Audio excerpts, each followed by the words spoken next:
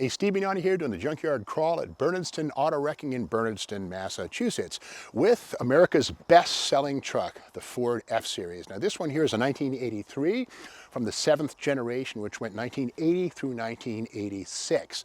And the whole thing was, there was a second fuel shock in 1979, following 1973, that really saw Detroit and the whole world say, man, this fuel shortage thing is very real. So what Ford did with the 7th gen F-Series was they rounded off a lot of the nose and the cab for better aerodynamic efficiency. In fact, these were 13% cleaner aerodynamically than were the 6th generation Ford pickups of 1979 previous. So again, the rounded face on this was more than just for style. It was done so it would go through the air easier and save potentially 13% in aerodynamic efficiency, which might equate to 2 or 3% in fuel economy. So it's not a bad thing. Now this of course does have the square headlights, which we're seeing on all of these 7th generation Ford pickups. This one is a 4-wheel drive. So we know that because it sits a little higher, but here we see the locking hubs.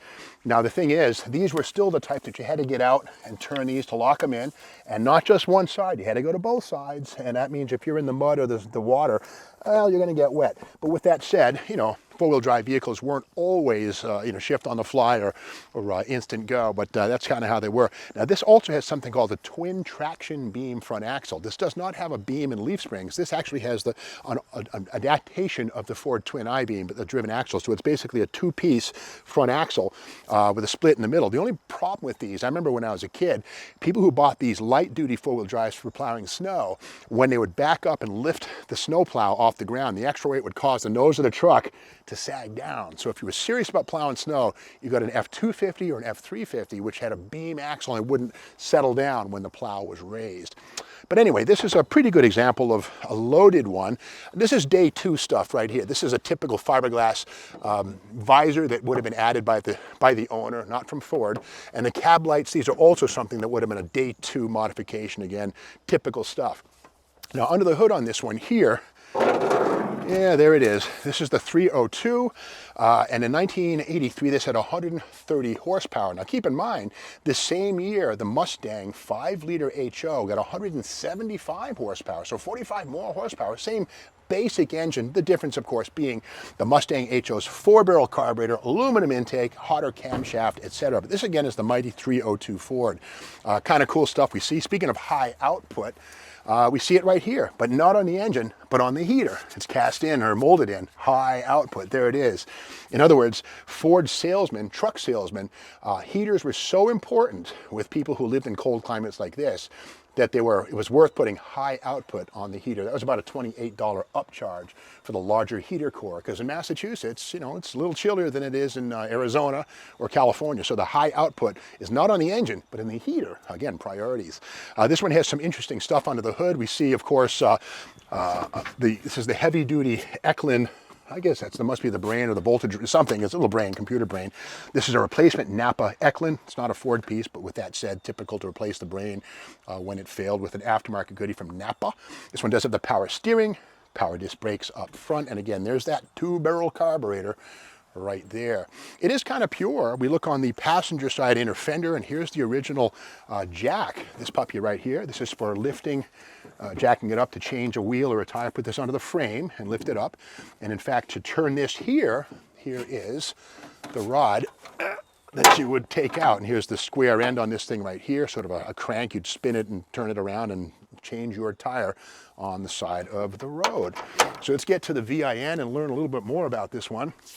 And again, this is an F-150 4x4, and these are factory mirrors, by the way, these things right here, factory stuff from Ford. Kind of a pretty aluminum extrusion right there, typical stuff, optional detail. Something kind of cool here, the original owner of this was pretty fastidious. Here's the Dymo label saying here that on July 15th of 2000 at 40,300 miles. I guess they must have done an oil change. And here's calipers, pads from Consumer Auto Parts, CAP, that was done on March 13th of 2000. So again, somebody, cared about this truck. Now the VIN on this here, again, from 1970 up, sadly, stickers replace metal tags, but this one's in pretty good shape. We can read here, the 5th digit of the VIN, we see F, that means 302. We just saw that underneath the engine bay. Now one problem with Ford F-Series trucks from 1960 through 1981, there's no year marker in the VIN. And as a result, you don't really know what year the truck is unless you do the VIN stack. But in 82 or 81, they brought it back. So on this one here, we see the 10th spot D. We know it's a 1983. Other things too, the axle code 18, it's a 308 to 1 open differential. Not a Ford 9-inch either. This has the 8.8, which is a light duty version of the 9-inch. The 9-inch would go away after 1986. So again, a 308 gears in this thing were another part of the highway fuel efficiency package. Now looking inside of this, it is kind of cool. We got a CB radio. Here it is right here, a K40 with a magnetic mount. Here's the old Baker, good buddy. Got the Smokies in the back mirror, high and tight, blah, blah, blah. Goes on like that. And even a radar detector right there on top of the dash, a Uniden. Remember radar detectors? I remember that was quite the big deal. So pretty well appointed inside with day 2 stuff, the CB, the radar detector. And this does have the factory sliding rear window, seen right there. And something you won't find in the cab of any Ford pickup truck built after 1972 is a gas tank in the cab. Believe it or not, behind the front seat in pre-73 Ford pickup trucks was the gas tank.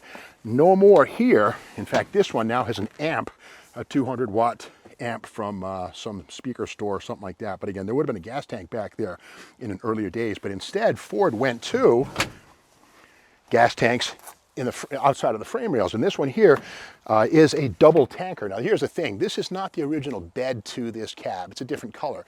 But the beauty of Ford twin tanks, this one here, yeah, oh, it still has it, okay, both have caps.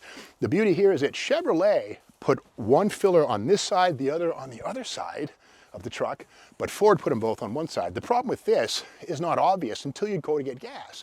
You pull up to the pump, fill one tank, and like, oh no, I gotta either drag the hose all the way over, not that long usually, then you gotta turn around, and when you're gone from the pump, half the time somebody pulls into your spot. You gotta fight, I'm kidding. But with that said, it was nice how Ford did give us the twin tanks on one side, and this is indeed, this bed does have twin tanks, got fillers, caps in both ends. Sometimes people will grab the twin tank bed and only utilize the front one and have a dummy going on here. But again, another classic item here is the York plastic bed liner. There was a period of time when people were spraying on or rolling on homemade bed liner, that really textured paint stuff. And it was a thing for quite a while. And then suddenly these injection molded or vacuum molded sort of vinyl bed liners really took over. I won't say they killed the industry of spray on bed liners. There were actually companies that when you bring your truck in, they'd spray your bed for you. There was even traveling setups. People bought franchises to drive around and spray bed liner into people's trucks, beds in their driveways. Well, that whole thing dried up overnight when these things kind of took over. They fit right in, they're removable quickly, minimal screws or fasteners, so these are the way to protect your bed. A lot of people, millions of people bought these things and installed them in the backs of their F-Series and Chevy and Dodge and International pickup trucks over the years. So that's the story of this 1983 302 automatic four-wheel drive F-150 pickup truck. If you like this video, be sure to subscribe to Steve Mag's YouTube channel and come back tomorrow for more Junkyard Crawl.